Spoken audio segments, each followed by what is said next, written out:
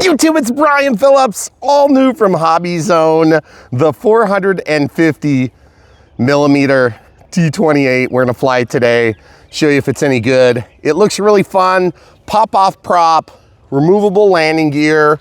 Need one screw here, squishy tires. It's similar to what we've seen in the past, but we're gonna see if it flies well. Admittedly, we did have a flight last night, but it was a little bit too windy to handle, and we popped off a prop. Fortunately, it comes with a spare. All right, so we're gonna start with all the way forward in beginner. We're gonna throttle up, throttle down to arm, and then everything should start working, and it did. And we're gonna take off. Full throttle, and it just lifts right off the ground. Man, I love that color. It is absolutely gorgeous. And by the way, this got a little bit of upward tendency right now. Feels like when you get into a turn, it starts to drop the nose just a hair. This is what they call 3 levels of safe. I would call it Chinese auto leveling, but it's not AS3X Plus, and so if you guys are expecting it to be as good as an Ultra Micro, you might be a little bit disappointed. Very muted on the elevator, as you can see. When I pull back all the way, when I push down all the way, it just doesn't have a lot of response, but when I let go, it levels pretty good. If you coordinate your turns, that's where you're gonna see dropping the nose a little bit more, okay? So if you wanna keep, oh, see, like that, hitting trees, no problem for this. If that was an Ultra Micro, I would've just destroyed this plane because it would have been made out of EPS instead of EPO. One thing I don't like about the beginner mode, right now I'm learning, is that there just isn't a lot of play. I'm gonna go to intermediate now. So intermediate is gonna let me fly. It's not gonna really, from what I can tell, auto level, but it's gonna limit your bank angles, which I think is just, nope, it does let you flip over. Okay, so that's pretty cool. But it seems to mute your controls quite a bit. So it's almost like having a bunch of expo with some stabilization. Let's go out just a few more steps there, camera crew. I love the way the light shines on it though. It looks so good. Good power. By the way, these pop-off props that have the little clamps that hold on to 3 sides of the blades are super easy. We'll demo it when I land for sure. And then let's go to expert mode, okay? So this is just gonna open up the control authority, but there is still stabilization. I'll do a barrel roll here. Yeah, it works pretty good. Feels good in the calm, it's pretty good. Like this is one of the best experiences I've had with these small planes for a while. Now they did have a P-51 that was offered in this similar size class, and they had the X-Cub. Upside down flight seems to be okay, but just it's not an Ultra Micro. You're not gonna get that precision feel like what you would get on an Ultra Micro. So I just want you guys to understand, it's very fun, it's very easy, it's very inexpensive, and this would be great for a beginner because of the nature of the foam being EPO, which is a little bit softer, a little bit more elasticity that is gonna help you bear running into a branch once in a while, or maybe even a garage door. The truth is, the precision of control is way worse, but you can still fly the plane. I was trying to do a knife edge there just to see if it could be executed. Really tight quarters that can fly in a pretty tight area if it's calm enough. But what I will warn you is if you get this plane expecting, I'm gonna go back to intermediate, it seems to be kind of the happy medium on this plane, gives you better elevator expo and more flyability. It looks nice and smooth, but without the auto leveling, that sort of undermines your performance on the elevator drastically. Okay, so let's go into here. Let's see if we can take a landing, and we'll pop the gear off, see how it performs. By the way, 400 milliamp hour, 1S pack, flies on a 400, and it comes with 2 batteries. Okay, so let's just put it down. All right, there we go. Whoa, whoa. Hey, I didn't pop off the prop. It's the first time ever. I almost feel like I should, here, let's just pop off the prop because you know it's gonna happen to most people. This nose gear, I pulled it forward just a hair, so it's maybe like 2 degrees forward cant, and that might have helped. Plus I got a pretty good landing there. Let's see what we do when I plop it down here a little bit harder, just a demo. Well, I didn't lose it either. By the way, no steering authority with the exception of you do have the rudder. So if you're in throttle, you'll get a little bit of nose slip, but the nose gear is not steerable. Camera crew is gonna hold this for just a quick second. I had mentioned that we have 2 batteries. I'll show you what it looks like now. It comes with the Molex connector. That's what I meant to say on that second set of phraseology there. So we've got the Molex connector, which is really nice. And this is a high quality, it's a 20C pack. And we've seen these for years in the Chinese offerings, and it's the same size class. So if you've got a 500 or a 370, or maybe even a 250, it'll probably work in here. The 500s might be a little bit tight, but there is room to spare. So if you want to try to adapt in a little bit bigger battery, you can do that. But obviously this is not a 2S configuration. So I'm going to leave this in here because we're going to keep flying on the same battery so you can see about how long of a flight you're going to get. And we'll just snap that down. And then these come out really good. As I said earlier, they're squishy tires. They do help with landings. So you can just pop those out, stick them in your pocket, pop them out, stick them in your pocket. They're glued nicely, very good finish, even over the carbon fiber spar here and carbon fiber reinforcements on the tail. That's one area that you're gonna get a little bit better value on the Horizon Hobbies offering over some of the Chinese branding, is that they're gonna tend to force a little bit tighter quality control just because their purchasing power is bigger. Doesn't mean that they're not making them in the same factories. I'm pretty sure they are. But I just don't know that for a fact. That's just an assumption. It's an educated guess, but it is a well-founded educated guess. And by the way, these do pop off really easy. Not sure if you're going to see the dark flight. It's really dark. Yeah. You can see those come off. It does come with this little pedal receiver as well. So you get a spare pedal and then you get this. I couldn't remember if we showed that in the unbox. This just clips in there. Make sure you get all 3 sides like that. See how I missed it at first. If you do, it'll sound like it's super out of balance. But then you've got the little pilot and you've got the little instrument clusters. But it's absolutely phenomenal looking. I love this plane. I love the T-28. And without further ado, let's launch in beginner. About 50% throttle, give it a little hand launch. And there it is. About 40 to 50% throttle there. Absolutely no problems getting over our junk pile. We'll tighten the turn a little bit. And as you can see in the sun, it just shines, folks. We'll cut through the shade, just to give you an idea of how much that yellow even pops. In the dark, I was seeing it really well up until the point where I didn't see the tree that I glanced as I landed next to our pond. So it kind of made an abrupt end to our video. Here's the thing, guys, here on Brian Phillips RC, we get these videos filmed sometimes up against pretty tight deadlines, and other times we're not at all. It's just very relaxed. This was one of those where it was very tight and we had some crazy wind conditions. So we were fortunate enough to get this 1 hour window where we're gonna be able to bang out a video clip before I get headed to work. So if you guys didn't know, I work on industrial scales for a living, and I've been doing that for a little over 20 years and enjoy that. Of course, I work in the technical arena, so it's fun for me to be able to share some of my technical expertise and be able to apply it to this interest. And the other thing is, I was just gonna tell you, if you guys are technical by nature and you enjoy this sort of content and you wanna help support Brian Phillips RC, one of the best things you could do is get into the hobby. Buy one of these planes for yourself.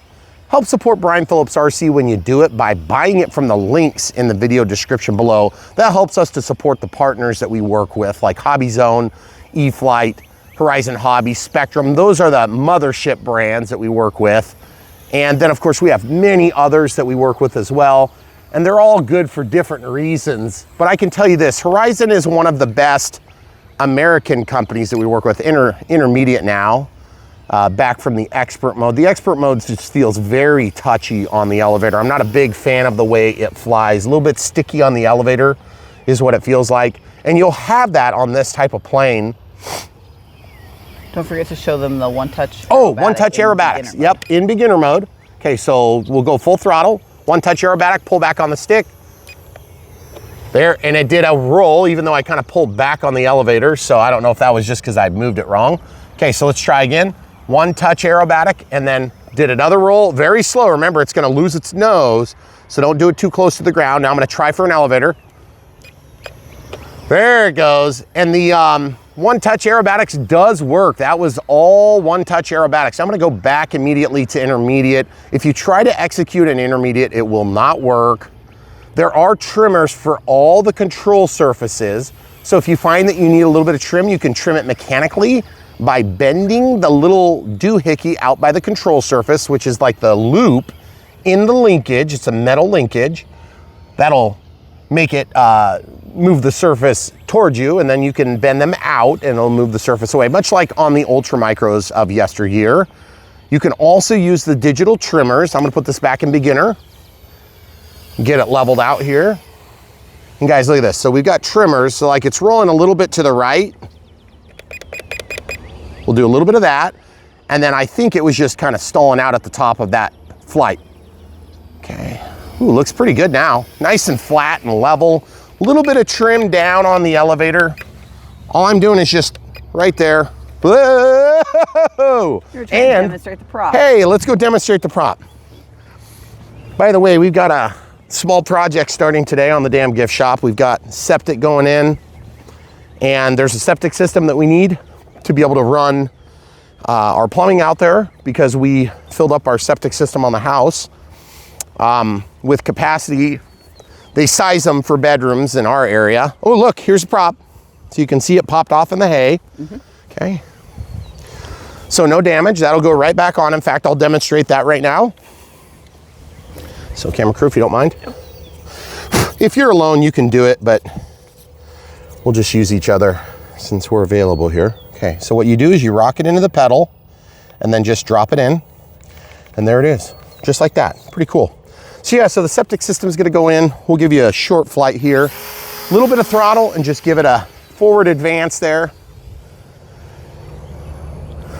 And of course the sun is making it kind of hard to see. I didn't put sunglasses on. But just remember, if you fly this thing and you're wanting to keep it in the air and not crashed, one thing you can do, let's walk over by our normal spot here, camera crew, if you want to beat me there. One thing you want to do is when you give a hand launch, just make sure that you get the airspeed high enough that it doesn't stall, which this thing doesn't need a lot of airspeed. You can go slower now. But yeah, it's a great flying plane. It does really good in the calm. I think this would be a great option for somebody that's wanting to start into the hobby, but doesn't have the budget. That's fine, right there. Because here at the end of the day, it is very easy to make a decision that you love this hobby when you have a decent quality plane. And it's really easy to decide you don't want to be in the hobby if you get a low quality plane that's going to be difficult to fly. I'm going to tell you this. One of the big things we try to do on this channel, about 10 steps over, is we try to help prevent one and dones. And I think that our fear is sometimes with the 400 millimeter warbirds and the 500 millimeter warbirds, and you guys have some of you have expressed different opinions to ours, is that we're going to get people that expect an ultra micro. And they get them and they don't have, you know, some sort of an aftermarket, you know, Radio Master type that they're gonna bind into, match up whatever radio type, radio protocol is being used. Now, I do not know the radio protocol on this plane. Again, like I said, this is new release, so I'm not sure what they're using. It's not SLT6, and it's definitely not, or it's not SLT rather. So you can't use the SLT6 transmitter, and it's definitely not DSM-X. So I know it's not DSM2, but I'm not even sure you can plug in a receiver in it, like a satellite spectrum receiver, which is one of the things we can do on some of the 400 and 500 millimeter Chinese offerings. I wouldn't be surprised if there's a port in there, but they don't indicate it anywhere in the manual. So I'm not gonna push you that direction.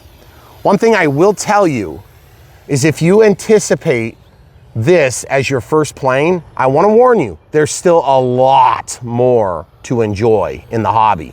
So if you get this and you even remotely like it, I would liken this to getting that.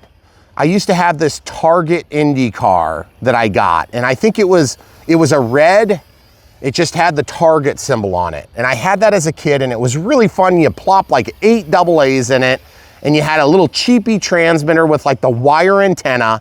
And I just thought it was super fun, and it would like kind of burn out on the floor in the kitchen if you had the linoleum or a hardwood floor. and it was so much fun. But the thing is, at the end of the day, it had very discreet controls. You could barely steer the thing. And the best factor was that it had open wheel wells and kind of rubbery tires. But then compare that now to one of the hobby grade cars, or like an RC10 that I later got. It was like a night and day difference. That's what I would liken this to. This is a good, fun experience. It's something you could enjoy with the grandkids or with your husband or wife if you aren't, you know, maybe loaded right now. You've got a lot of expensive stuff going on, maybe young kids. You just can't afford to get into the $1,000 planes or $400 or $500 monthly budget to sustain your hobby. The truth is, this would give you a little bit of something to wet your whistle and enjoy it. But the truth is, this is still not anything like flying the T-28 on 6S that's 2 meters, the Carbon Z T-28. And it's certainly not like flying the little 1.2 meter version, which of course, when I say little, is still about 6 or 7 times as big as this. And it is amazing. It is a very fun product, a lot cheaper to battery, of course, than the Carbon Z. And then if you get an Ultra Micro, do we still have an Ultra Micro T-28? I can't remember if we do. I don't think so. At one point there was, wasn't there? But it was super small.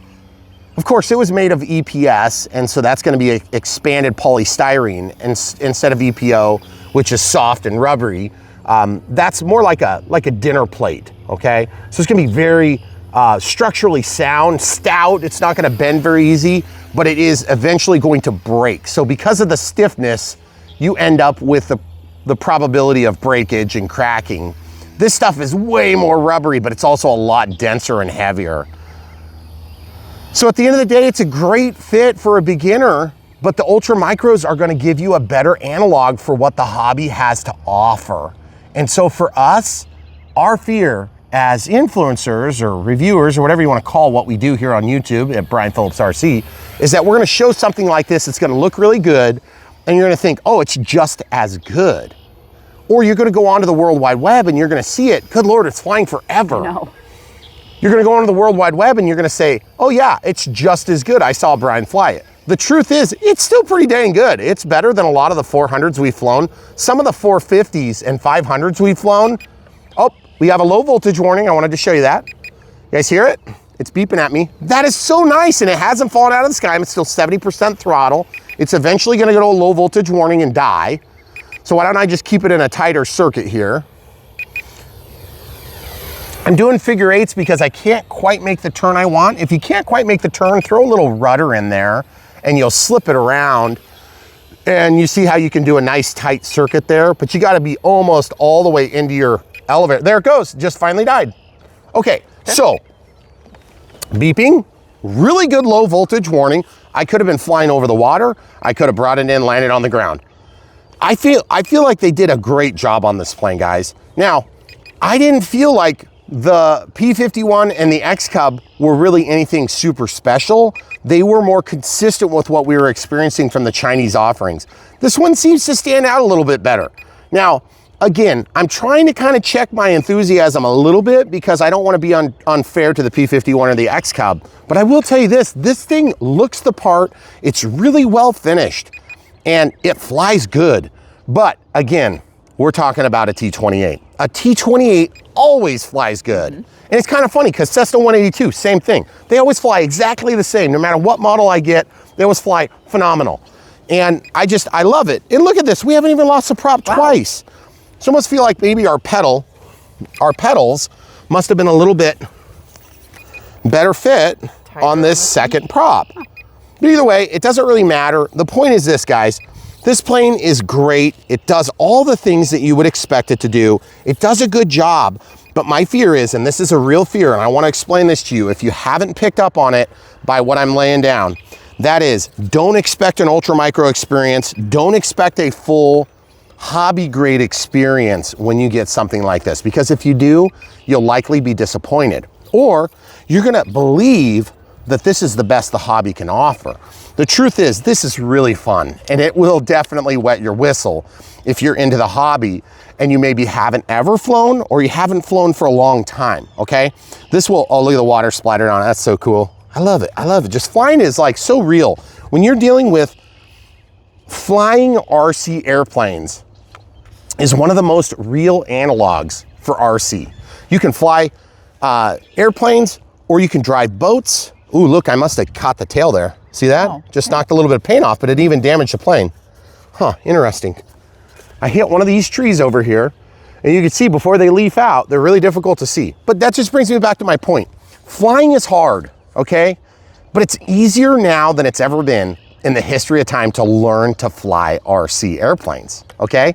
So there's no excuses at this point. If you're wanting to try, or you're wanting to return to the hobby, maybe you gave it a shot 10 years ago and you're just like, I couldn't kick it. Let me tell you something, SAFE exists now. Sensor assisted flight envelope. Now this has a safe variety.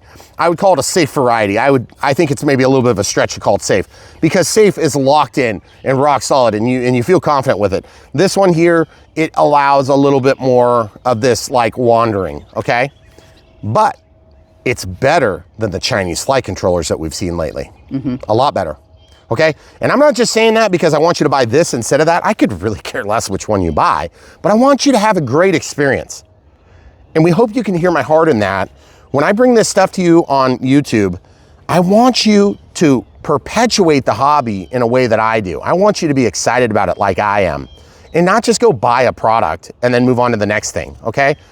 Because at the end of the day, we all need toilet plungers. We all need kids' shoes and tires for our family car, but we probably don't need this unless you're like me. I want you to need it because you know how good it is. And this is really good. If you got a Carbon Z T-28, you might want this, okay? If you got the 1.2, you might want this. But the truth is, it's not gonna be the same experience, and I think anybody that's in the hobby understands that. I just don't want people to get in the hobby and think we're limited by this type of performance, okay? The truth is, this is like the very tip of the iceberg. It is like this much of a huge iceberg that's a mile wide. Yeah. You can do so much in this hobby today that you couldn't do 15 years ago. You certainly couldn't do 30 years ago. It's incredible, okay? So if you grew up flying Flightline and you know, you were spinning in circles, puking your guts out all the time, I don't know how you guys do that, taking Dramamine or whatever it is you do, and you want to try something like this, you could totally try it. It'd be super fun. Granted, it's a skill, you have to learn it. So like I say this a lot on the channel, if you want to learn to fly and you've got people telling you it's easy, they're lying to you. It's not easy, it's hard, okay? Because when you fail, I don't want you to be discouraged. It takes time, it takes effort, and you will fail along the way. So if you get something like this, it'll make the failure easier to swallow as you work through the ranks of skill. And as you rank up in the products that you're able to fly, you have a huge advocate, and it's called Brian Phillips RC and SAFE and other auto leveling things. Auto leveling is the ticket for the average Joe to learn to fly. Because the first thing I realized when I tried to fly an RC airplane is, holy crap, I'm in charge of all this at the same time. And as soon as you say, when you let go of the sticks, I'll go, whoop, it's eye-opening. And you realize, I can do this, okay? Because it's just flying straight. Now, you still have to deal with orientation, you still have to deal with getting it to the ground, you still have to deal with avoiding trees and how much space do I need and how fast do I need to go. It's a lot to balance still. But it's so much easier than it ever was, okay? So I'm gonna leave it at that. Great plane, good job, HobbyZone. Keep them coming. I would like to see more of these. In fact, I'd like to see this a little bit bigger too. I'd like to see if you can pull off the 500 millimeters that all the Chinese brands seem to be failing with. I don't know why they are, by the way. I don't know. I think they just can't get the weight distribution right, and then the batteries are too small. We can't ever get the CG right. We're out here putting like quarters in there, and Or the flight controllers have changed. And yeah, they've cheapened them up. Good. Or that, like these little micro servos. So one of the fatal flaws of these products is that they have very small servos here, and they have very small servos for the elevator and rudder. Now, on the rudder, you can kind of get away with that, but on a primary flight control surface like an elevator, if your CG's off even a little bit, and you're sitting here fighting the elevator, it's hard. It's hard to get that plane to fly well. And I think that's where people are failing right now, is they need to use a more expensive, that thing sure looks like it's got the DSMX plus, or DSMS, or DSM. Look in there. Can you get the camera to point in there? Don't know. Yes, yep. You guys see what I'm talking about there? So I think you might be able to pull this wing off, and you might be able to put a DSM receiver in there. If you do, then you could put it on your Spectrum receiver, and you could get some good precision on the elevator and the rudder and ailerons. It'll help a little bit, but the flight controller is really the one that's managing all the inputs compared to the environmental impact, okay? Just keep in mind, you're always gonna be limited by what this can do and by what the receiver or transmitter combo can do, okay? But I just feel like package deal, this is a great offering. You're gonna enjoy it. I wanna talk you into something that's gonna fit your needs. And that's what we do on Brian Phillips RC. If this doesn't fit your needs, if you're way past it and you wanna find another T-28, then check out brianphillipsrc.com. That's our website. You can also hit that up at bprc.me, and it'll take you to a sort by type feature, and you can sort by type, find warbirds, you can find little micro planes, you can find beginner planes, you can also find supplies like China glue or foam to foam or other CAs and things like that that we recommend. But at the end of the day, we want to help get you out of the chair and into the air and stop all the one and dones, which are people that get the wrong plane because they watched Cletus McFarland crash in a B-2 with twin turbines on there. Not to take anything away from Cletus, I like Cletus a lot. It's super fun to watch people do fun things. And by the way, he's a good pilot. So you have to remember that, guys. When you come on to social media and you pretend to be like some everyday Joe idiot, which he's not an idiot at all. He might act like it, but he's not. Then people are gonna think every idiot can do it. Well, the problem is if you're not an idiot, you pretend to be an idiot and then you do cool things, idiots think they could do it. Well, here's the thing. Even if you are an idiot, you could probably fly this. But the problem is I want you guys to get the right thing for what you need. Not what some other company's trying to force down your throat. Okay, and B2s are cool, don't get me wrong. They're cool. So at the end of the day, this is a great fit for somebody that is just getting into the hobby or thinking about getting in the hobby. Check out Brian Phillips RC for anything more, or if you want to see a competitive offering, even the Chinese ones, okay? At the end of the day, we don't care which one you get. We just want you to get one that's going to work for you. And if it's not great because it's cheap, we want you to understand what that trade-off is going to cost you in reality, okay? We'll demonstrate it in time and space on our channel. We've done thousands of videos, and if you want to be part of it, click the bell when you subscribe to Brian Phillips RC. If you want to support us financially, you can be a member, or you can support us with one-time super thanks, always appreciated, as well as Patreon for monthly memberships and PayPal for one-time donations. But really the best way to support us financially, watch videos, smash the like button, and then buy stuff from the links, and you'll help support the partners that we partner with to bring you early product releases just like this, okay? So at the end of the day, good job, HobbyZone. Way to go. This is a winner. I don't know why this one does so much better. We have had a number of these little ones do really good. And it seems like it's a crapshoot because we've had a few that we thought were gonna be great that sucked. And we've had a few of recent vintage that really sucked for us that were actually okay for some other people. We don't know why, but we share our very real experience. And you know, for us, sometimes we got real small partners, like really dinky partners. We got Horizon, then we got like dinky partners, okay? We want those partners to be able to make it, okay? We want these big guys to be able to make it because anybody who is making foam airplanes that I can buy and fly, I want them to succeed because there's 4,000 other things you could do to make a buck in this world. And making radio-controlled airplanes is not at the top of the list, I promise you this. The only reason that people do this is because they love it. So we need to make sure that when they die, there's somebody else that loves it too, and they can go and fill their shoes, okay? If you love this and you love aviation, remember, it's not like a penance or a tithe here. But the truth is, we gotta keep supporting each other in this. And I'm not saying just us.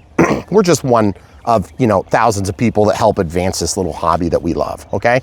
But at the end of the day, we do have to eventually break out the wallet or the checkbook and get these amazing products if we want to see them survive, okay?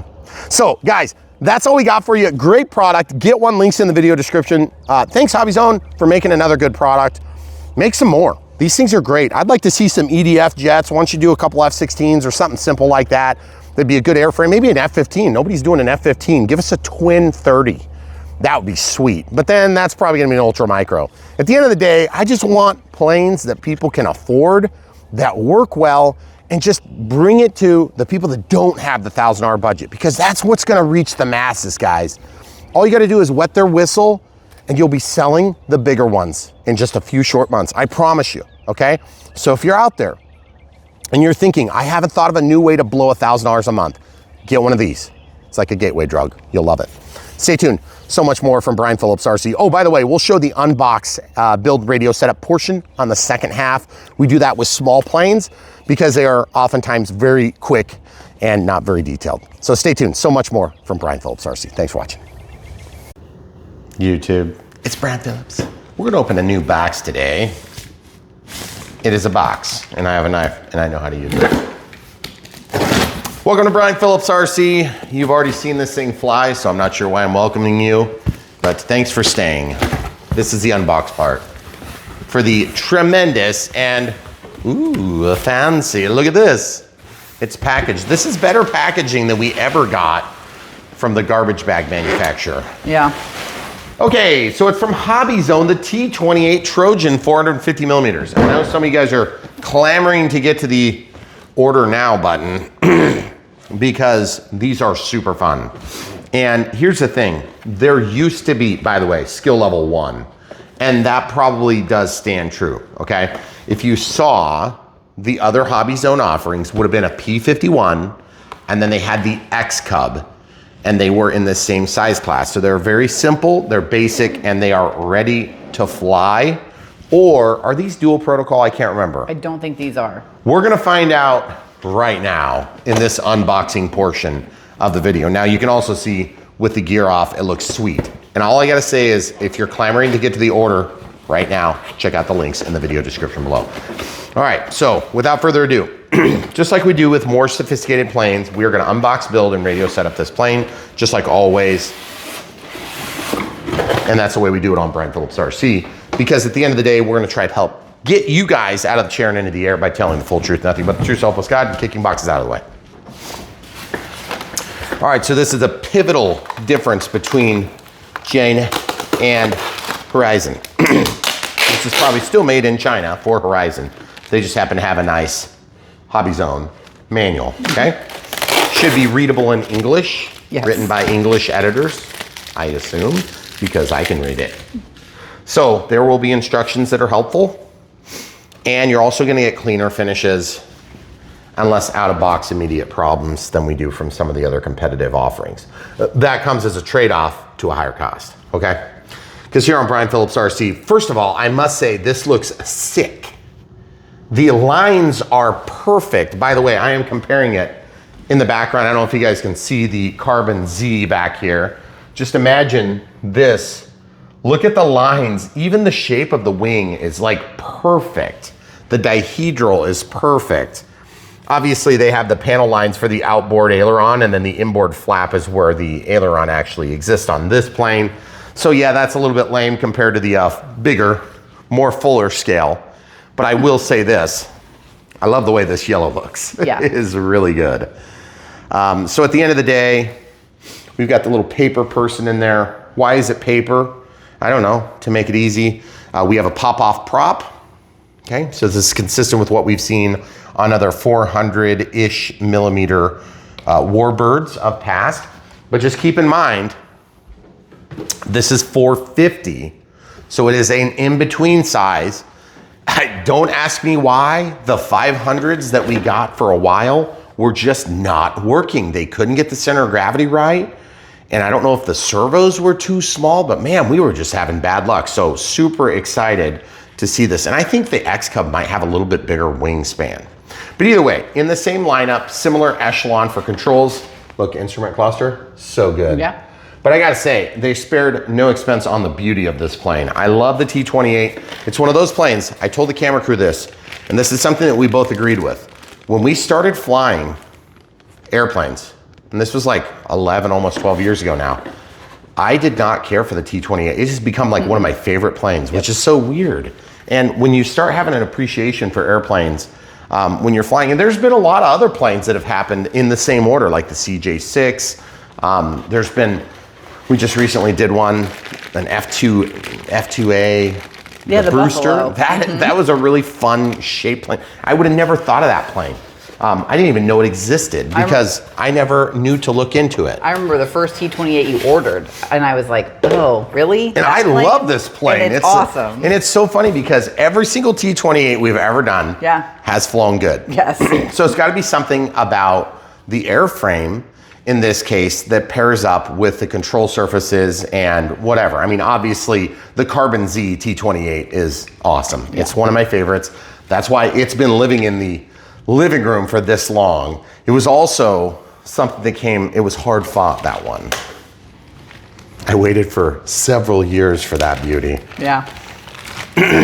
Okay, so as you can see, landing gear. Ooh, wait. These are Guan Max? Ooh, good. Guang Max? Guano Max? I have no idea how to even say that word. I don't think you're supposed to know how to say it.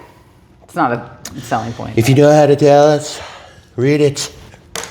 I have no idea what brand this is, but I don't really care. They do come inside the package, which is nice. That's one of the unique characteristics of the American offerings. I don't know if it's just something about, just in case you were hungry and trying to eat batteries, we put a safety screw. Oh, hey, you want to know the other reason why Horizon stuff's more expensive than the competitive offerings? Because they actually we have to follow the stupid rules that nobody else follows in China. Yeah.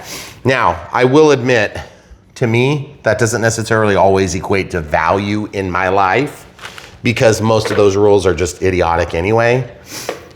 Unless you're the one that had the kid that ate a battery. Then it's not going to feel very idiotic. Anyway, right here, we're going to stick these batteries into the hole. By the way, on Brian Phillips RC, we show all the details, including talking about eating of batteries. So if you're a small child, do not eat these things. They look delicious. I promise they're not, okay? And if you don't quite speak, these are AA batteries, but they seem smaller. Like they literally feel like they're smaller than normal. But yeah, they feel like they're smaller shafted. Hun, if it was smaller shafted, how would you feel? Kind of a ripoff. Really? Okay. We switched from some really high quality Harbor Freight batteries recently. We did. Yeah, and only because they literally, they were like, making them. Brian, we don't make anymore. You bought all of them. No one else was buying them. Nobody else bought them. All. You bought all of them. We shipped a pallet just to your local store so you could buy all of them. And you don't even have to buy any of these. So we switched to the almost triple price, next cheapest option on planet Earth. Basics. Okay, so you don't have to do that. So on 5-channel, 2.4 gigahertz transmitter, we've got trimmers for left and right. This is trimmers for throttle, but it might do something else. Trimmer for elevator, so pitch control, and then trimmers for ailerons, okay? There's a one-touch Aerobatics, or Aerobatics, and then pull back, it'll do a loop. Aerobatics, and then push to the right or left, and it'll do an aileron roll. Beginner is all the way forward, then intermediate's the middle, and then experience is toward our belly, which seems to be a little bit contrary to what we're used to, but it doesn't matter, I don't care, as long as it's labeled and it's in English. Words, whole words. Goodness gracious, we have had some real doozies lately. We have. Goodness gracious, a couple of those helicopters, you just like could not figure out what the heck they were trying to explain. And it's like you have to flip this switch to do this thing, and then they give no explanation of what it means. Well, the last small plane we had was... Speaking of, beginner mode means this plane will automatically level in the roll axis and the pitch axis. And then intermediate is going to allow you to have a little bit less of a bank and pitch limitation, okay? And then experience, you're able to flip it upside down, do all the rolls and loops and everything you want, and it's gonna be unobstructed, okay? So let's talk about chargers quick. This is another one of the read and follow all precautions. Improper use of batteries can result in seriously injuries and damage to property, okay? And you have to watch this video every 6 months as a refresher, so that it's OSHA, MSHA compliant. I'm just kidding. You don't, unless they change the rules. Oh, by the way, speaking of rules, we need to charge this battery but this should be sub 250 all up with the batteries. These are 400 milliamp hour 1S 3.7 volts. We're gonna show you 2 ways to charge these with the provided charger. I'm just grabbing some rando, whatever we had lying around from some kid's tablet, okay? Asus. It puts out something like, what does this one do? It says on the back of these things, you can read it, 5.2 volts at 1.35 amps. So that's a pretty, you know, run of the mill, in the middle of the ordinary size class. Plug it in, it's got a green light that turns on, okay? Then we'll take this and we'll stick it in the hole. It is keyed, you can only stick it in one way. If you try to stick it in and it prevents you from sticking it in, look, don't force it. It won't go unless you force it. And you could probably try really hard, but you're gonna have to try really hard, okay? So that's gonna charge. We'll let that do its thing, but then, guys, check out my drawers. Right here, look at this. Wow. This is the charger you actually want. Now this is not included, but full disclosure, if you're buying like 2 of these planes, so you can get one for you and one for your kid, or one for you and one for your wife. Listen, people, I just gave you the tool. Honey, I bought one for you. Okay. Stick it in the hole. This is the Spectrum 4-channel charger for these little ones. So it's got the Molex plug like what we're equipped with on these. And then camera crew's gonna move so that you can see there you go, right there. Ah, dang it. The glare is terrible. We got the Ultra Micro 1S and then the PH 2.0 and then the JST as well, okay? So those are the 4 main types for these small ones. You press and then you scroll in what you want. So this is 400 milliamp hours. So we're going to scroll in 0.4 amps and then we're gonna press and hold and it's gonna start. Then this light's gonna start going to a red. Until it's done, it'll go green. And then it's gonna show the voltage here. And as it's charging, you will get some sort of a count up, okay? Now, there are other ways you can charge these batteries. In the past, we have, didn't we get some new adapter or something in the mail? We did, and I don't know if I opened it. Dang it. Might not have. I have built an adapter, a few different adapters over the years. This is one of them, and you're probably thinking, what a nerd. Don't worry, you're in good company. Yes, this is a breakout board that we used to use to balance charge some stuff. The one that I caught on fire, I have let die. I fixed it. But then you let it die? But then I let it die, meaning I put it in a pile of other things that I don't use anymore. Right. These I do use occasionally. Now this breakout board could also be unplugged. And you can see I just had this XT60, and then you could use an XT60 adapter that goes to an IC3 or an EC3 in this case, which will take us to our smart charger, which is over here. The S2200 is what I like to use. It's 200 watts, double charged. It's what we use to charge these big behemoth batteries like this Basher 22.2 volt 6S Gen 2 smart battery. Yes, you could probably start your truck with this, but we're not gonna be charging that today. We're just gonna stick this in the hole and show you that you can technically charge these batteries if you have the right equipment. Now, full disclosure, this charger should work. It's gonna bring it up to charge. This is the provided charger. You still have to provide the other half of the equation, of course, this being the USB plug, okay? It's gonna take a long time to charge. And then this one, you know, you can charge 4 of them. So you can charge your plane, your spare battery, your other spare battery, and then your wife's one. Right. The one that you got for her, right? So nice of you. Okay, so real quick, I'm gonna pause this. You can see how many amps it's set to. And I must have, look at that. There's CO12, 13. So that's how many milliamp hours it's gone in. So this is a really nice tool. And by the way, you can turn this knob and nothing happens once it's started. Press and hold it, and then it stops. Then you can reset what the current rate is. Now you can go faster or slower, but then I'm gonna unplug this. I'm gonna show you one other tip. This is just another way to do it. Now this would be a balance charging technique. One thing you gotta be careful about, if you balance charge LiPos, they need to be at similar discharge level, okay? So if this is discharged to about the same voltage as 2 other packs or 3, then you could charge those all simultaneously by building a little pigtail like this. These cables are in parallel, so you can see all the reds go together, and then all the blacks go together, and then they go into the black, and they just go into the charger, okay? So that's called parallel, as opposed to series. I'm not gonna get into all that right now if you're not familiar with electronics. Stick it in your port. This is the sort of crap that you're gonna learn on Brian Phillips RC. Everybody else is just gonna glaze over like you don't need to know. You don't need to know, okay? Just to be clear. That's why we're putting it in the video. Okay, so black to black, red to red. You can see I'm doing that backwards so you can't see as good. You could also plug it in this way and have better visibility. And look, it populates the screen with 4.1. Amazing. Now, as the camera crew is hanging over here, I'm just gonna press this and I'm gonna say, yeah, 6S is probably a little much. Let's highlight that and bring it down to Uno S. That's 1S for those of you English speakers. And 1.5 amps is probably a wee bit fast. Remember, this isn't a smart battery, so we're gonna have to set it. So we set it to 0.4 amps, and then we're gonna go down to start. Watch what happens. Oh no, you have to plug in the balance lead. There is, excuse me, garçon, there is no balance lead, okay? Thank you, garçon.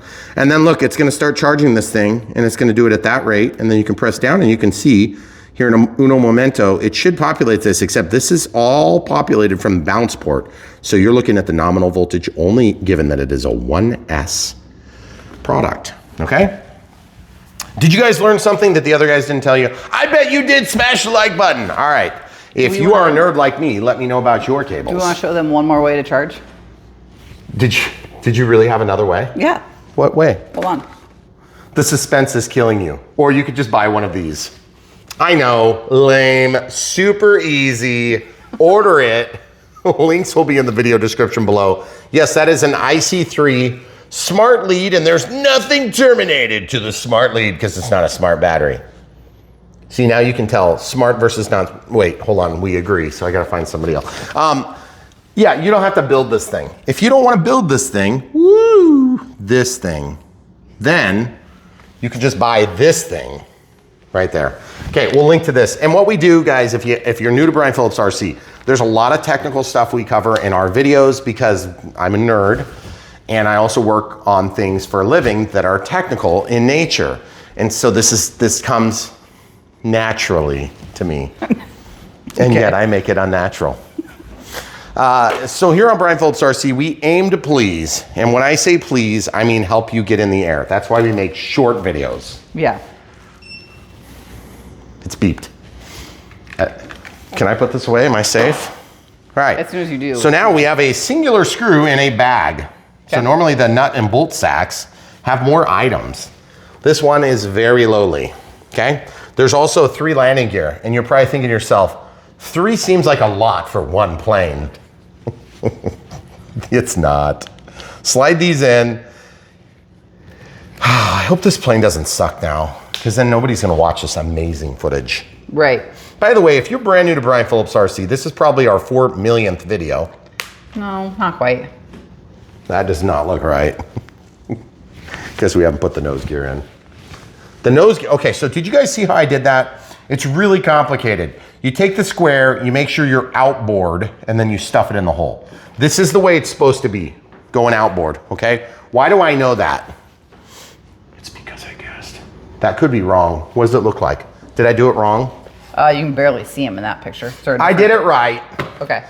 And sometimes the marketing pictures are wrong, but I did it right if the marketing guys did it right, okay? So now, this is where it gets complicated. Look at this spring. This is rated for 0.7 ounces at 3.2 Newton meters of torque. I just made all that crap up. I don't even know what it does. But look, it's got a squishy wheel. That's the important part. And yes, it is gonna work well. And here's the thing, guys. We do the videos for the other offerings, okay? The other offerings are really, really, really close to this. So for those of you, you're covering for your other competitive offering. I don't care which one you buy. It doesn't make a difference to me. I just want you flying airplanes. Okay, that hole is shallow and unsatisfying. Ooh, but I have now penetrated and now it's perfect. Do you see what just happened? Now look what happens. Watch this, watch this. Whoop, pull it out, stick it in the other hole. I'm just showing you can stick it in either hole. Hon, can you give me some feedback there? Well, I mean, usually the front hole. It goes in either hole just fine. Well, that doesn't mean it's right. But look at the marketing pictures. Which, I don't know for sure. I mean, I'm serious here. I stuck it in both holes and I don't know which one it fits better in. Put it in that one.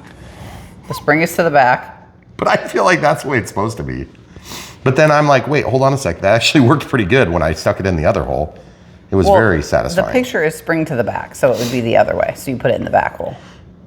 Okay, all right, so a couple things. So let's talk about holes and how to stick it in. So when you stick this in the hole, okay, watch this. I'm gonna brace this with my fingers. There's only so much holding force.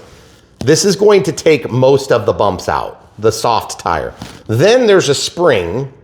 Then there's a shaft that's also going to be spring steel. See what happens when I apply pressure? The spring takes up some of it, but let's say it takes up like 8% of it.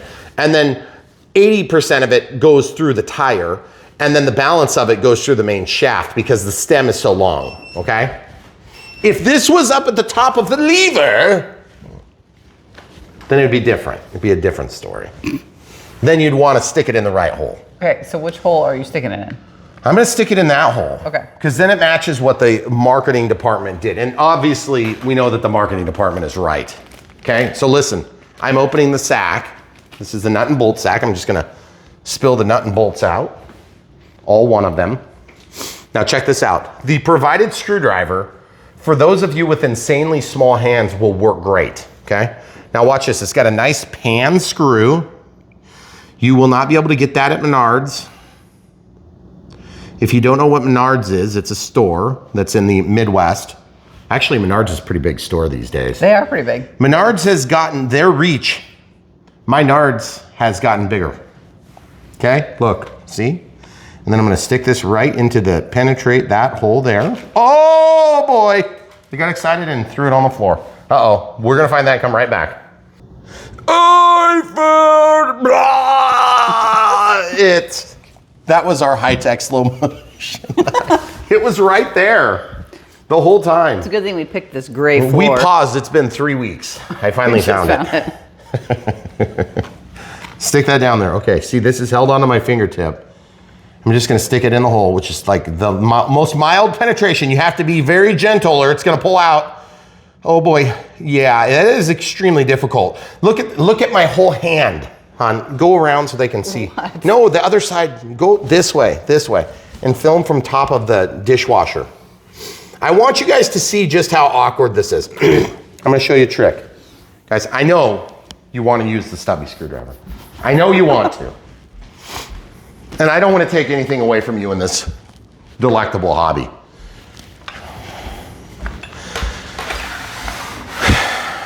Don't get jealous. What? About that. Not. Even. What you might want to do, just a suggestion, is take another screwdriver that's long enough for a human hand and then reach around like I'm doing here. Oh, dang it! But as you can see, once you stick an appropriately sized screwdriver in there, see how that screw's going in at an angle? You only have to do this once. Stick it in, hold around the neck and give some pressure. You see it's bending the foam, right? Mm-hmm. You see why this matters? This is incredibly important, folks. If you stick the wrong Phillips tip into the wrong hole, you will have problems. I know from experience. Goodness gracious. Kids, if you're watching at home taking notes, make sure you write this all down so that you can take it with you to the flying field. Now, it's tight, okay? Meaning it's flush with the surface, okay? The reason we're spending so much time on this singular screw is not only because it's fun, but also because I want you to know how to do this, because this is the most annoying step in this particular thing. See, once the screw's in there, watch this, stick it in the back hole, and then you can rotate it in. Booyah. Then you can stick and penetrate. Watch, because it's longer, look what happens. Go back. Thank you. Look what happens. See? Now I can reach past it and then screw it down, okay? So this is not toolless. We've done the entire build without a tool until we needed the tool. Could you leave that just loose enough that you could pop that out around the screw head? That was kind of what I was out? getting at by that last elaborate. That's what you were after? Yeah. Oh. Okay. So note to self, when designing model airplanes and having small childlike looking pilots, that looks like a kid, doesn't it? Does kind of like a kid. Note to self, make the background black, because I feel like the white sort of is like a giveaway, okay? Now, this doesn't come off, it's glued down. So if you're gonna take that off, just understand it's not coming off, okay? Secondly, there's a hole right here, and there's a hole right here. This can come out, and that is to give you access to what is the brushed motor, essentially. They might call this like a coreless motor, I don't care. I don't really believe there's a difference between a coreless motor and a regular brushed motor. They all suck just equally bad, as if you ask me. Of course, the manufacturer's paying a premium for that because it is technically like a Chinese gimmick. Well, it is, okay? But just remember, and we say, we don't sling a bunch of BS on this channel. We're obviously to the point. We don't screw around at all, okay? But here on Brian Phillips RC, we understand the difference between a good Chinese product and a bad Chinese product is how much you paid for it. That's really the only difference. Because the Chinese know how to make some of the best stuff, depending on if somebody else has made it first. And depending on how much you pay them. No, because we've done other ones that are not as good. Okay. So now we do the intense radio setup, but we need a battery for that. So we're gonna pause and get one of the batteries. Wait, let's show the people step by step. This LiPo charger's not charging. This one is still charging. It's red, as you can see. Now let's look over here. This one says it's done. Most of the screens aren't populated with much of anything useful. It put 35 milliamp hours in there. So let's look at this. Watch this. Watch this. See, the problem is you only see the nominal voltage, and so you don't get the precision that you might see on a smaller charger. And so that's why I say in a parallel application, it works really good. On a singular application, maybe not quite as good.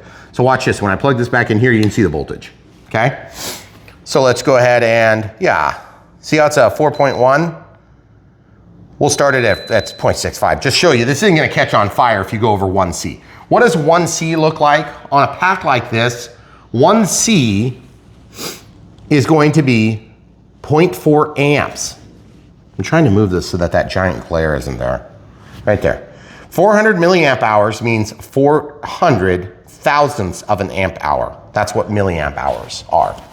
So 0.4 amp hours is 1C.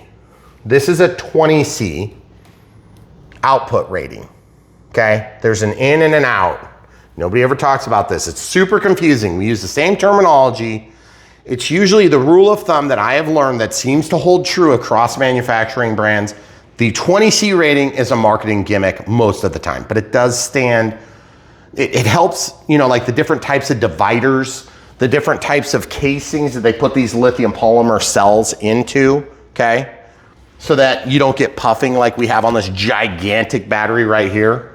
Okay, this is a pretty giant battery. It's been used just a couple of times. Very expensive. Well, it's cheap compared to some of the competitive expensive brands, but it's not brand new and still mostly square like this one, or like really nice, really solid, like your Spectrum Smart Packs, okay? But these ones here are quite expensive and they have battery management circuits. They also have dividers inside of them between the lithium polymer cells, and so you can't really see the divisions unless you look real close, right? This one's got like a semi-hard pack, so you're not gonna see it. So the C rating has to do with more than just the chemistry on the pack. It has to do with the way that they deliver the product to you from a safety standpoint. How much are they gonna wrap product around the ends? How much foam is in here? How much heat dissipation? How big are the leads? How well are they tacked together with the solder? Most of the soldering is gonna be done to a certain standard, but if these wires are super dinky, you're gonna be limited on your C rating, okay? But there's an input and an output, and I wish we had two different ratings, one input, one output. But what I usually do is I take 1/10 of the C charge, 20C, tells me that I can charge at 2C, okay? And that would hold true for the vast majority of packs. Let me give you one example. Here's a relatively new one, 4,000 milliamps, 50C. They're okay with 5C charge or 20 amp speed. I could charge this battery at 20 amps. That's fast, okay? I can charge this battery. This battery is ridiculous. 120C. Max charge is 5C. Okay, that is one that doesn't hold true, because you would think if my rule was true, you'd be able to charge it 12 times 6.8 amps. I don't have many chargers that'll put out that much current, okay? So just keep in mind, when you're dealing with small batteries are cheap, they're easier to manage, there's less of a safety risk, but there's two safety issues in our hobby. And no, it's not gluing yourself to your plane, which does happen. Most of the time you don't die or get hurt. It's just annoying. You have to get somebody to help cut you off. But there's prop safety. This one is hardly an issue because the prop will pop off, okay? If you hit yourself in the eyeball, that'd be bad. So protect your eyes if you're in question. You can wear safety glasses or sunglasses if you're outside. Probably a good idea to wear at least sunglasses if it's bright. And then two would be LiPos, okay? Lithium polymer packs can cause fires. You need to be careful. How do you protect yourself from fires?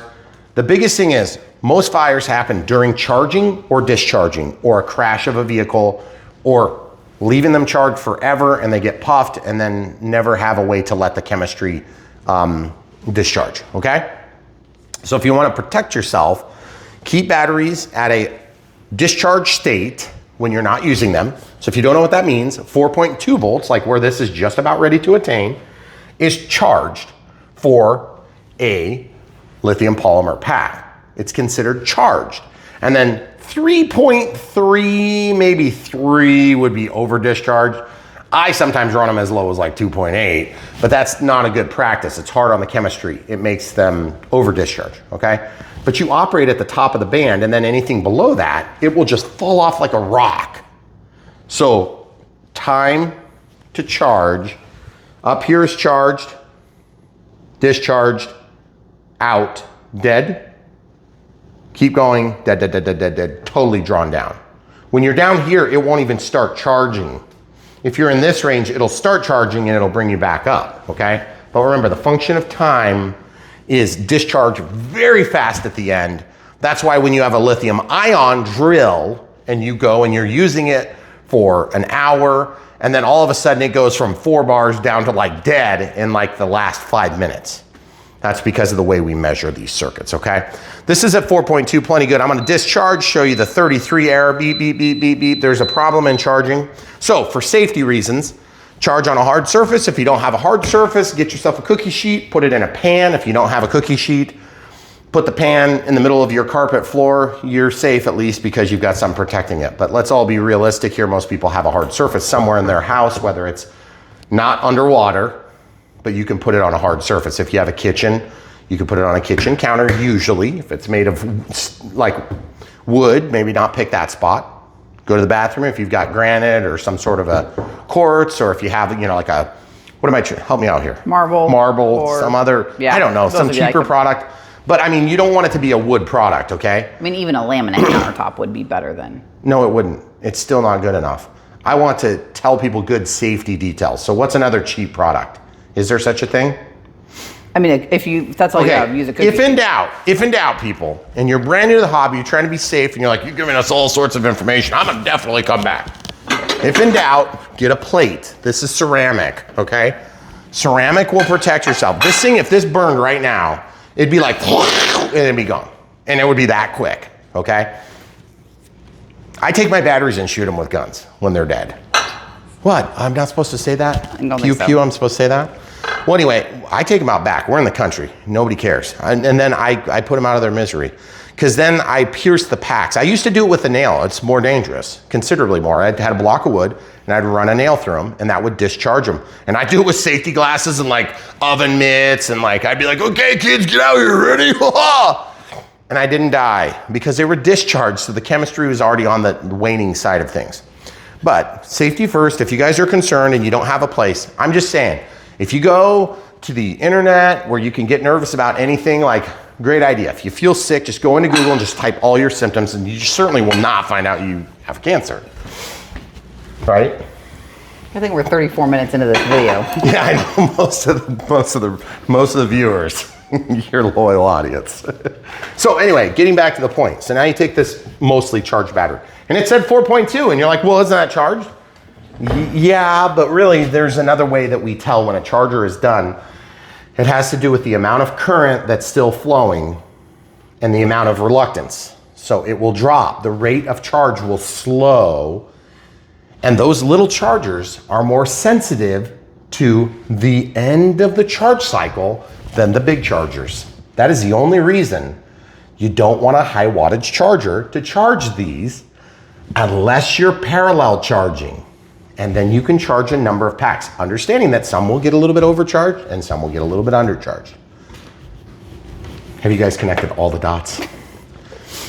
Mostly about where to stick it. I mean, that's the really important stuff that we bring. Okay, so power on, stick down. Wrong, not on this type, okay? We're gonna open this. We're gonna grab this lead and pull it out. You'll notice that that pocket is really big, and there's even access down in there to the motor bay. So let's plug this in, okay? You would never energize a plane under normal circumstances without having the transmitter on, but these are a little bit different beast, okay? Push that down carefully. Try not to like kink it up so bad that you're damaging it. Lay it on its wheels, or if you have it in a hand launch configuration, you can just lay it flat on the ground. You'll notice that nose gear is a little bit taller. It's kind of weird. Okay, so we laid it down. Now watch this. Throttle stick down, that's over here. Turn it on. Okay, listen for the beep. Now, this is probably not armed, but I don't know that yet. Up and down. Now it's armed.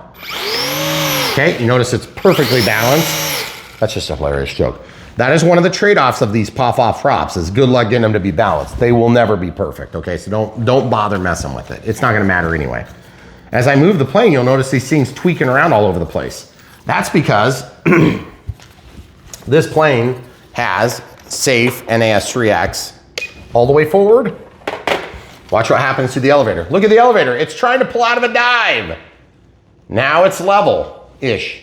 Whoa, it's trying to pull out of a climb. Now watch this, the ailerons. Watch these ailerons freak out. The plane has rotated.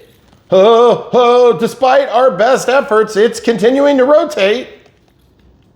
Okay? This is not the regular safe that we're used to, okay?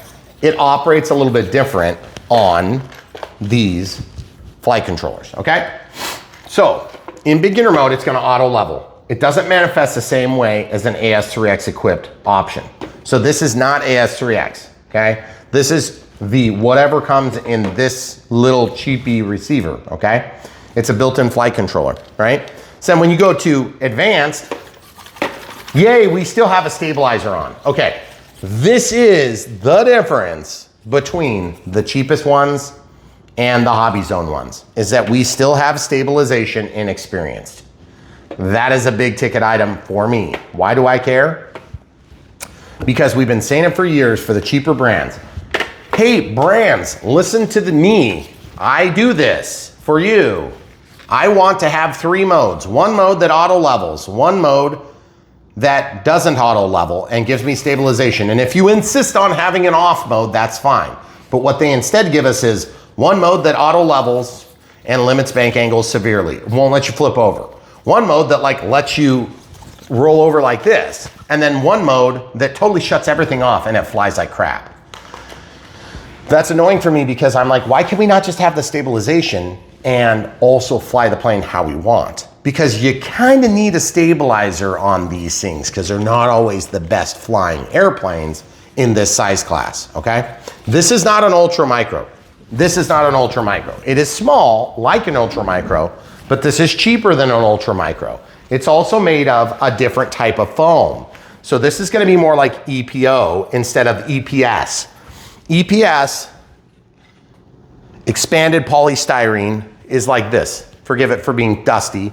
This is a more detailed, lighter, and more strong airplane. This is a Waco. It's awesome. It is an ultra micro. It's an E-flite offering. It is E-flite, right? It's in the HobbyZone, right? Okay. It is a very, very, very good model, okay? You will love this. If you don't have it, I need to re-glue my tail wheel, by the way. We fly the heck out of these. You can do everything you can do with a big 1.4 meter pits, okay? With this plane, and it will do it just fine. It's only very minimally different in flying performance. This will be a very different flight experience. It looks great. It's brand new out of the box. Of course, it's going to be gorgeous. A kid may not understand the difference. They might not understand what they're missing. But I would, as a more experienced pilot. I almost tipped over that F7F again. Okay, so what does that mean for practical realities for people purchasing this? Also, notice the gear are splayed out. That's because they're at 90 degrees and then you're on a dihedral wing. If you want that to not look so wonky, press and hold this to support that load and then just bend back a little bit so you don't break it. You're just gonna overbend it a little bit and do a couple of wiggles. And then look, we already made it mostly better. That's good enough. After a few landings, you'll probably have to straighten them anyway, so no big deal, okay? Remember, these planes are not gonna be like an AS3X equipped plane. They're gonna be fun. They'll fly a little bit better than some of the competitive Chinese brands, but they're still gonna be a lot like the Chinese brands in many respects. But that's not all bad because those are super fun and they're cheap, and that's what this is. So if you guys wanna add this to your collection with the X-Cub and the P51, you'll be able to crash, have the prop come off, and let's go ahead and go into beginner and just throw it across the room. I'm not gonna fly it in here because it needs a little bit more real estate than that, but I'm just gonna give this a nice toss across the room. It does come with a spare prop. Show them in the bag quick. Spare prop, yep. Okay, so if this crashes in a million pieces, I'm not gonna crash into one-eye plane. I'm just gonna show you, this is inside, no big deal. I'm not even afraid this is gonna break because it's not, I could never do this with an ultra micro. Okay, look. Who would have thought it'd land in this chair? Okay, so it caught one of the furs on that furry blanket. We'll try that again. Did pretty good though. Okay, I could never do that with an ultra micro. Let's get right down to it. I probably would have broke it. This thing is not broken at all, and you'll notice it didn't chop my couch, okay? Right. Look how hard this is, watch this. See this? Roll it in, snap it down, and it clips on. And then I'm gonna do the exact same thing again, just to prove to you that it will do it again, no problems, okay? We've done this so many times. I've literally crashed them into my garage door and no problem, okay? There it goes, okay? So you see it popped off the prop. You're gonna notice a common trend with this type of aircraft. Hold please. Mm-hmm. The pop of the prop is pretty much to be expected, okay? So if your goal is to fly and you feel like you have somehow failed the world because your pop has popped off multiple times, you're not failing the world. You are like every other adult or child human that has flown, aka human, this plane. Your prop will pop off, okay? That's normal, don't worry about it. Now, also one other thing, come close. Pull off your prop carefully by rocking it out, okay? And then what you can do is you can grab this and it should push on or push off if you need to replace it. It can also be ordered. And you see the gear set in there? You see the gear. I'm gonna spin this up. Okay, unloaded, of course, it's gonna tend to overspin a little bit. It's kind of hard on the bearings, but I wouldn't worry about it. It's more of like a bushing, okay? It's like a bushing on the motor. It's not a bearing. Sorry, I misspoke. So then just pop it back on. I just wanted to show you that sometimes if you crash really bad, it'll pull that forward and you can just push it back. Or some of them you have to screw on. This one, it looks like it's just press fit, okay? So there you have it. So you have the rudder is correcting, the elevator is correct. That's an auto leveling. Let's go to experience. See the elevator is correcting as I swing it. See the rudder? Watch, correcting, correcting, correcting. It's resisting whatever I'm moving it. Okay, it's correcting, correcting. Can you see it? Yeah. Okay, watch the elevator. Correcting, correcting. Now look at this. Correcting, correcting. Can you see it? Can you see it? Can you see it? Same thing here. Correcting, very correcting. Slow, or it's really small, but. Okay, Look at this, watch. I'm gonna give you guys an extreme close-up. Extreme close-up, Brian Phillips RC style. Up, down, up, down. Up, down, up, down. Okay, that was harder to see, never mind. It's hard to see. Okay, so at the end of the day, the AS3X type stabilization will be helpful. That's more like 3D 6G or something like that. But it doesn't really matter. The point is this, it's gonna manifest itself in our flight. You've already seen how it flies. But if you wanna read a manual, let's just show you this. By the way, if you're looking for a manual, you're on Brian Phillips RC video, you wanna find a manual, even if the plane is discontinued, okay? Generically speaking, I don't know, that won't always work, but right now it does for most of our offerings. Say you're at a swap meet and you buy a plane, and you're like watching a video like this, and you say, I just got this thing, can you help me out, Brian? Well, the chances are I don't remember. But the thing is, we made this thing called a video, and we put it on YouTube for the world to watch. So you can go to bprc.me, or just brianphillipsrc.com if you prefer. bprc.me is shorter. So go there, find the plane you want. We have these in like micro planes, right? Or is this in warbirds too? General aviation? It'll be under, no, it's just in the size for those. Okay, because we have limitations on how much we can put in each category. Yep. At the end of the day, you can find exactly what you want, and then you can click like you're gonna buy it. Say like shop instead of watch. There's like 2 links. When you go to shop, it'll take you to this, and sometimes we have a battery, sometimes we have the planes. But when you go to the video, you can watch the video. Well, when you click on the link to buy this, you can scroll down a little bit and you can find supplemental documentation like this right there on the video, okay? From a short link, okay? Right. So the transmitter,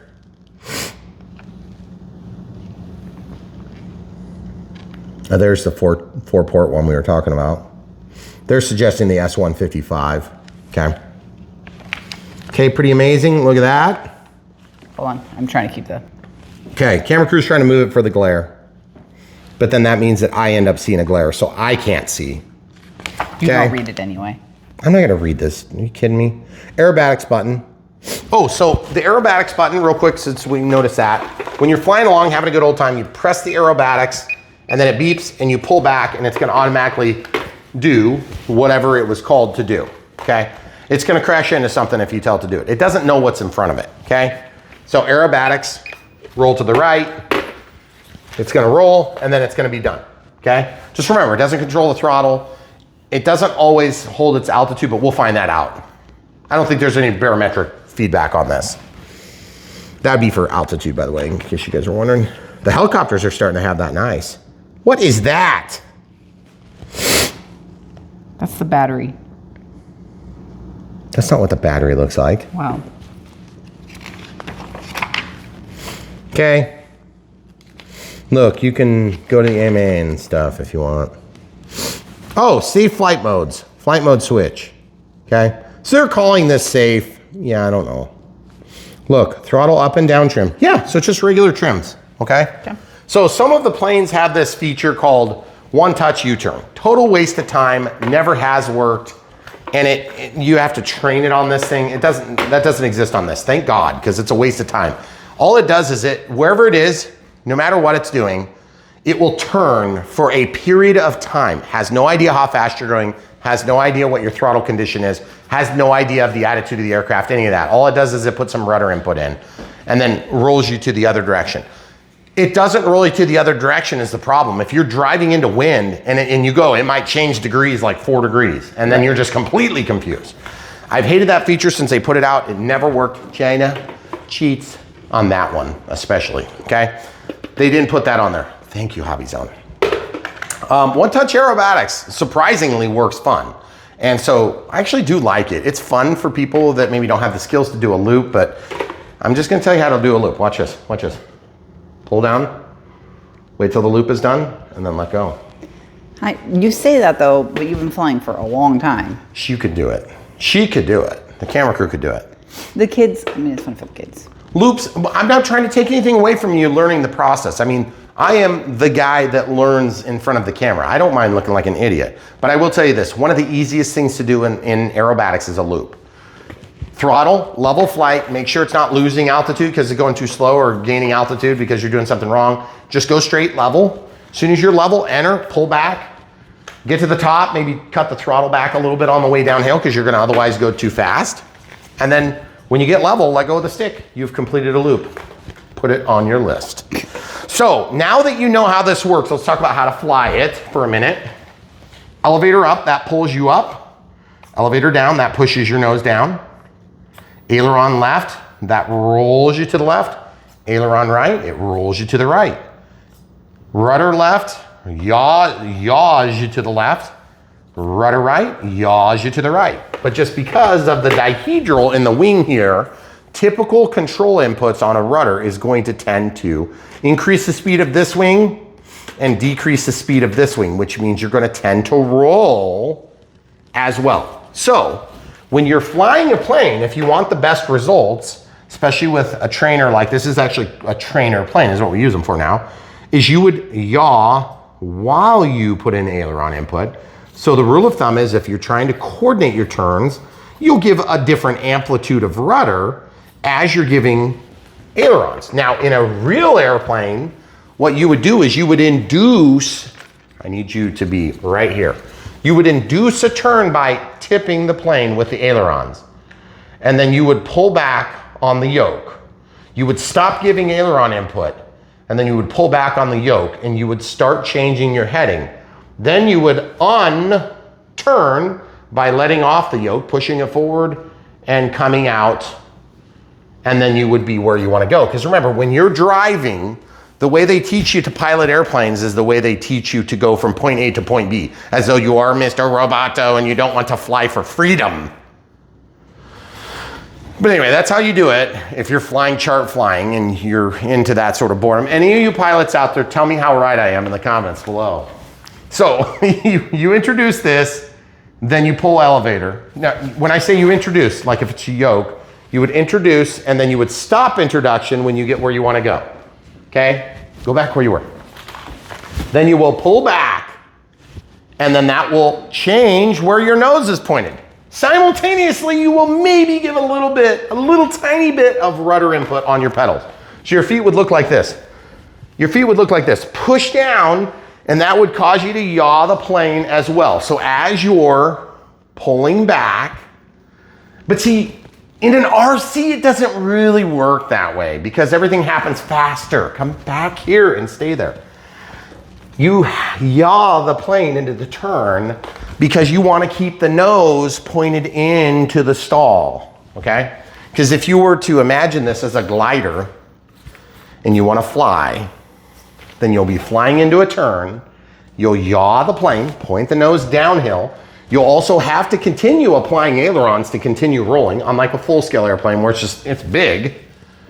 And the impacts of the air molecules are different on a big structure than they are on a little structure. The littler you get, the worse it gets because the impacts are so... The coefficient of size to proportional control input changes drastically when you get small. Okay, anyway. So you'll already be rolled, you'll continue rolling, and then you'll yaw. And then the elevator will sort of happen on its own to a certain extent in an airplane like this. That's because as you throttle a plane, you tend to go up a little bit on this type of plane. On a real full-scale plane, you don't have nearly that much power. So you're never gonna like take off in 30 feet unless you've got like a STOL plane, a short takeoff or landing plane. Okay, now that I'm done being a giant aviation nerd, I want you guys to understand you don't need to understand all that, but I will tell you this. Look, this is how they articulate what I explained earlier in a picture. How about this? Let go of that bottom. See? That's how you safe system calibration, which is another way of saying calibrate the Chinese gyro. When do you do it? Place the aircraft on a flat horizontal surface. Lower the throttle stick. Turn on the transmitter. Connect the battery. Do not move the throttle. Oh, you have to do this before you arm it. Okay. So to calibrate, sticks down and out. Okay, what does this say? Aerobatic mode is only functional in the beginner mode. So in beginner mode, press, and then it's gonna do it. Listen for the beeps, then it's gonna do it. Listen for the beeps, and then it's gonna do it. And you'll notice you'll interrupt the beep, beep, beep sequence by giving the input to respond, okay? So the beep, beep, beep is like, well, this is the exploded view diagram of all the parts replacements right there. Okay, and then so on and so forth. They got some part numbers for the different things. Okay, moral of the story, that, by the way, that's the English part. Then it goes to, looks like French. Looks like English and French in this manual. Okay, if in doubt, you're at the right place. We're gonna try to teach you as much as you might need to know to do a particular task. AKA, this plane will make it easier to learn to fly. That's why they call it a skill level 1. Okay, there's skill level 2, skill level 3, skill level 4. I don't know if they have a 5 in Horizon Hobby lineup. I don't think so. But I can tell you that skill level 1 is generally very easy compared to a skill level 2. And skill level 2, there is a wide spectrum. Most of the planes we play with are in skill level 2. And then 3 kind of goes into the plug and fly where you have to install your own receiver and set up your transmitter. We do a ton of that on this channel. On Brian Phillips RC, we are here to see you doing this yourself. And not just trying to sell you some rando plane that we happen to be reviewing that day. Although we are also trying to do that simultaneously, because at the end of the day, we want to see these manufacturers succeed. There are 4 trillion easier ways to make $1 in this world than making foam airplanes, okay? And that's why many that try fail and they go bankrupt, okay? Let's not let that happen to all of them, okay? Let's reward the ones that do decent quality products and also extract the most value from the companies that do this wholesale in China or Malaysia or India or Mexico or Canada or the United States or wherever they're building this stuff. I really don't care where it's built as long as it is affordable, it's well done, and we have decent quality control, and they tell us what to expect. As soon as they start lying to us, we will point it out and flash the lights of truth, which is why we say it's expensive to tell the truth on YouTube, because we operate on a platform that literally makes its money by lying to you, okay? We tell the truth, the full truth, nothing but the truth, which means that's why you see our competitors that are this big having this much of a market impact, and we have this much reach and we make this much of a market impact because we're reaching the real people who really love this hobby and not the people who are randomly scrolling while they're taking a dump, okay? Although we reach those people too. We enjoy you. Thanks for being in our audience. Turn the fan on. I love aviation. I love teaching people about the technical aspects of making this flesh itself out in your real world. And there is many, many, many other choices on YouTube that are really good too. And there's a plethora of them that are just gonna waste your time, okay? Speaking of wasted time, we make long content, okay? Long format content is a dying art. AI is going to destroy the creative platforms, period. End of story. If you disagree, get back with me in 10 years and let me know how wrong I was, okay? You have to reward the humans that are making content if you want to decline the AI agency, okay? AI is going to kill creativity. It is a skill. It takes time, it takes effort, and it takes human. Remember, AI is just training a computer what a bunch of people did for centuries, and then squeezing it out a tight hole and trying to extract value from you, the commodity, okay? Now, you are also the commodity in this video if you're watching, because there was ads that played either before or after or right now. But here on Brian Phillips RC, we do operate in a world that we didn't design. It's imperfect, and we try to extract as much value out of it as we can. We're gonna bring you along for this amazing ride, but just remember, we're up against giants in a dinghy, rowing a small dinghy through the giant ocean, just me and my camera crew, okay? Trying to make insane things happen in a reality that is an uphill battle. So we appreciate your very real support. Smash the like button, click the bell for notifications. When you do subscribe, you'll hear more about things you may or may not want, but it's gonna be good stuff because it's gonna help you grow and advance in your hobby. Whether you're just coming off the fence from making a tough decision where to emerge into this wonderful hobby, or you are just coming back, you know that you don't want this, or you do want this, Or you're brand new to the hobby and you just need help getting started. But remember, if you're coming back from a 15-year hiatus, you're gonna need a lot of help. We'll help you. We're not gonna leave you high and dry. Our videos will feel like they're a waste of time until you realize just how much you got out of them, okay? If you're still watching, you're one of those people. Smash the like button, leave it in the comments. I do like to hear it. It encourages us because like I said, we're up against giants in this very difficult world of social media, okay?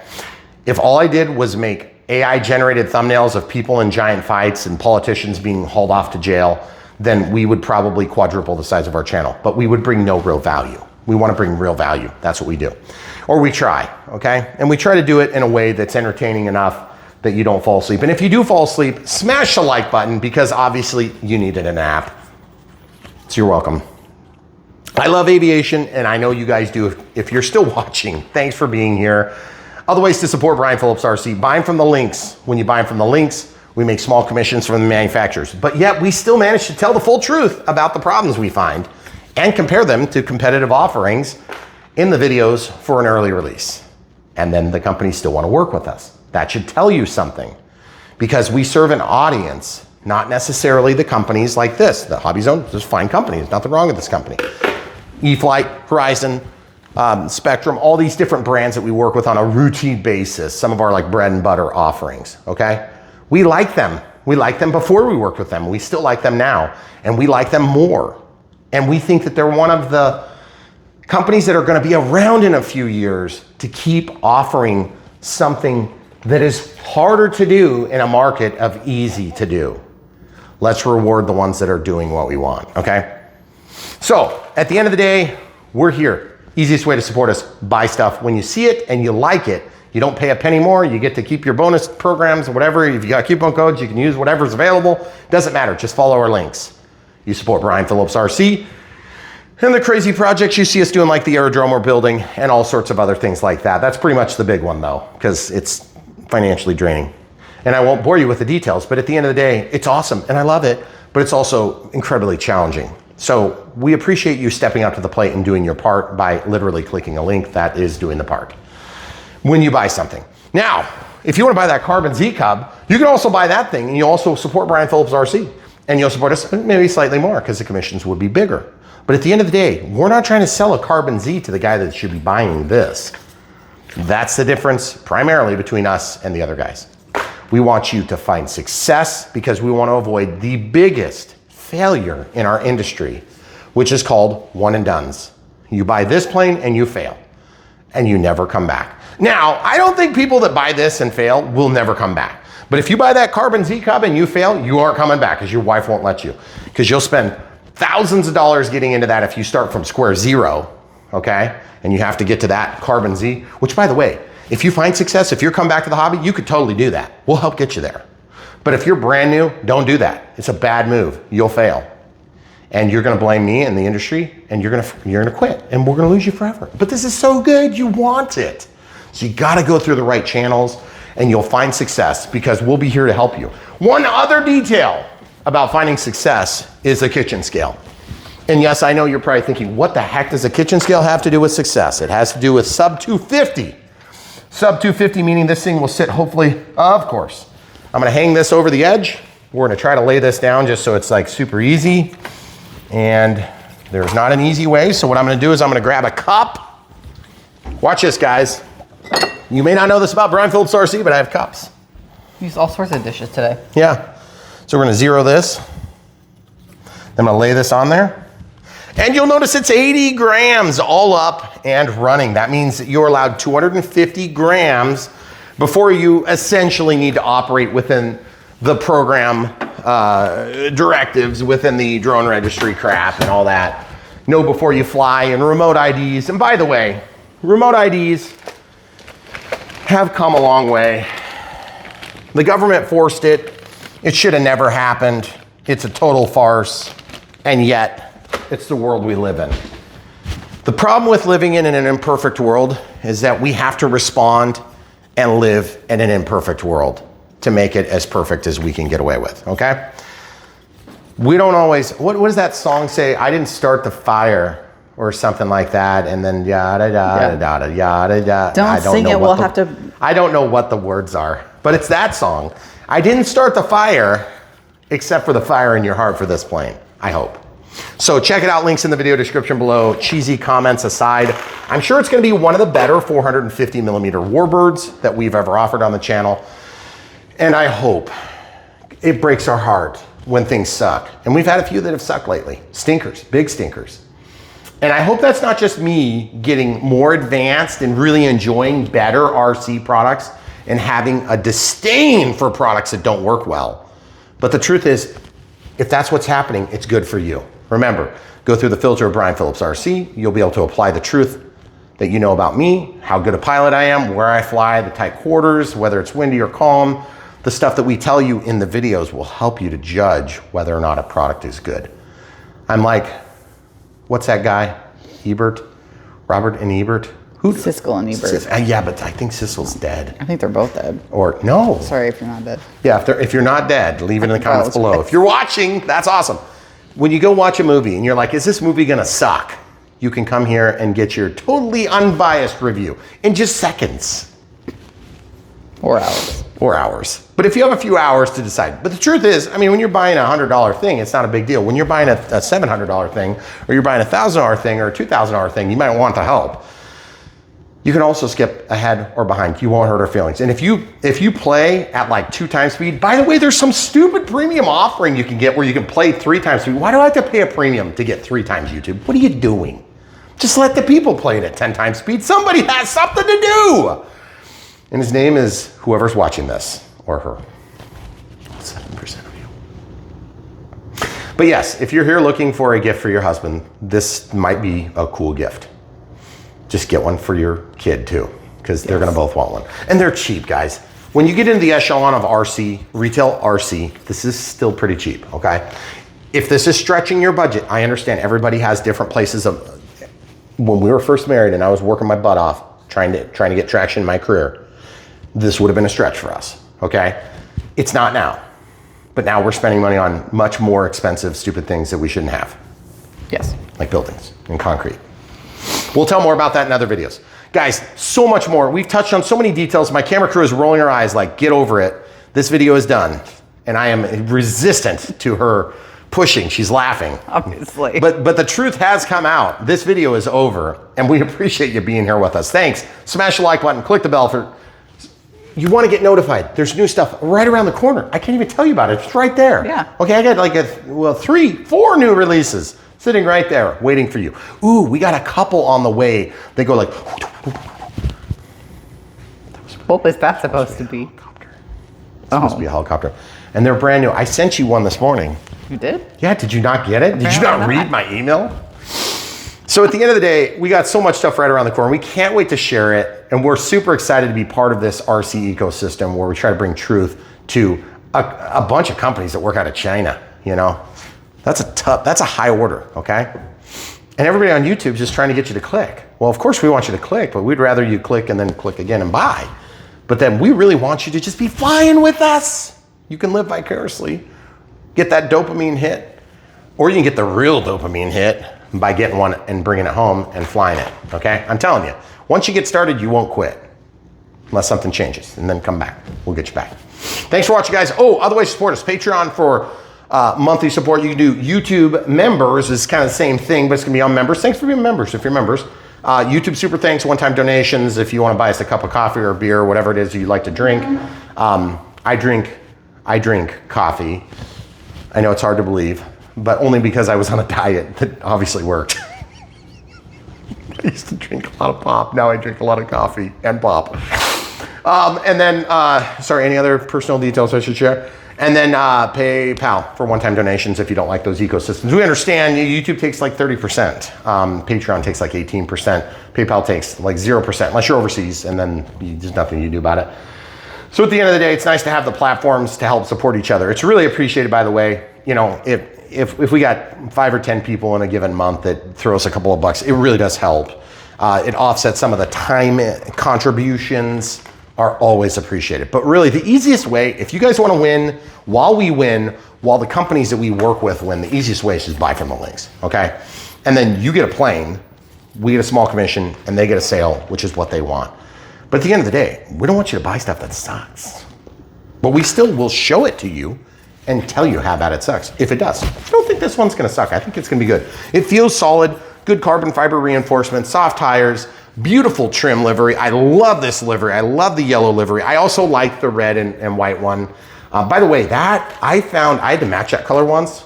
It was called International Orange, but it's red. And International Orange is ironically, I think what they use on the Dukes of Hazzard car, which is kind of like orange, but it's not white, it's orange. Like that. Yeah. Like the Coast Guard. Like the orange. like the DA18, which is not, that's the, yeah, I know, I was gonna say it, of course, the 45 something, DH45 or something. Oh, RJ45, there you go. RCCJ, whatever it is, 45, the D18, the Beechcraft, there you go. Beautiful. That's all you get for today, guys. Thanks for watching. Way over time budget on this one, but we really do appreciate you hearing my elaborate explanations. Leave the comments down below. Let us know what you think of this plane. Let us know if you had problems with yours. I'm curious to hear feedback. And then, by the way, there is one other kind of glaring thing that happens sometimes with these 400, 450, and 500 millimeter planes, is that sometimes people will get these and they'll be like really butthurt about circumstances that came up years ago on other situations that had to do with similar products. These things are what they are, you know? They're gonna be imperfect. So don't hear what we say and think we're trying to like cover for anybody. We don't cover for anybody. If this thing is awesome, we'll tell you how awesome it was. If this thing sucks, we'll tell you how bad it sucked. And you'll know, because I won't be excited. But the truth is, we do have to have weather that's conducive to fly it. So I'm really hoping, we've had some like 30-mile-an-hour days. Yeah. Makes it really difficult to fly. So remember, if you're brand new, you try to fly this in high wind, you're gonna fail. It's gonna suck. Okay, you gotta fly these in near dead calm conditions. So like if you got like 2-3 miles an hour, no big deal. 5 miles an hour, maybe you're really pushing it. You gotta take the overall speed of the plane and then subtract the wind speed, and that's gonna tell you how fast you can actually move ground speed wise. If you're going flying in 20-mile-an-hour wind and the plane goes like 14 miles an hour, then yeah, I mean, you're actually going backward, okay? Yes, that can happen, ground speed backward. This will probably fly like 30 to 40 miles an hour, I'm guessing, would be about where it sits. So if you have a 20-mile-an-hour wind, you can still penetrate the wind, but you're gonna be barely moving. And then on your downwind pass, it's gonna get like away from you really quick. So you're gonna tend to fly into the wind, turn really quick, and then come back and then fly into the wind, and then turn really quick, and then come right back into the wind. So, make sense? Anyway, those are the morsels of detail that you expect to get from Brian Phillips RC. Signing out, thanks for watching, guys. Come back.